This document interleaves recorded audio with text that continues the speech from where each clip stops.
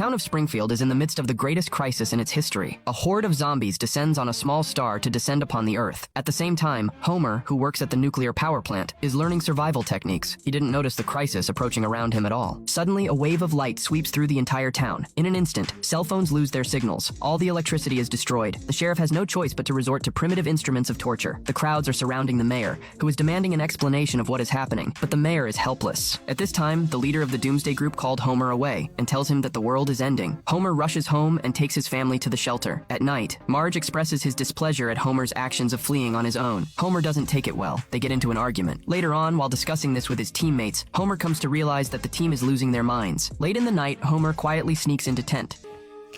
He wakes up his family to go back to his home, saying he's going back to Springfield to help the residents. He then loads up his car with the shelter supplies, but he accidentally sets off the alarm at the campground gate. Homer hurriedly drove away. Soon after, Lisa notices that someone's coming. Homer can't believe it, because he's taken all the gasoline. But Homer's team members were chasing him in the primitive way. Homer has to go through the cornfields. Homer makes it back to Springfield after a tense chase. When Homer pushes open his car door, he's surprised to find Springfield in peace. The end of the world didn't come. It turns out that the pulse only knocked out the power in Springfield for a few days. Soon, everything is back to normal. The members of the Doomsday crew are also arriving. The leader of the crew is annoyed that the end of the world didn't come.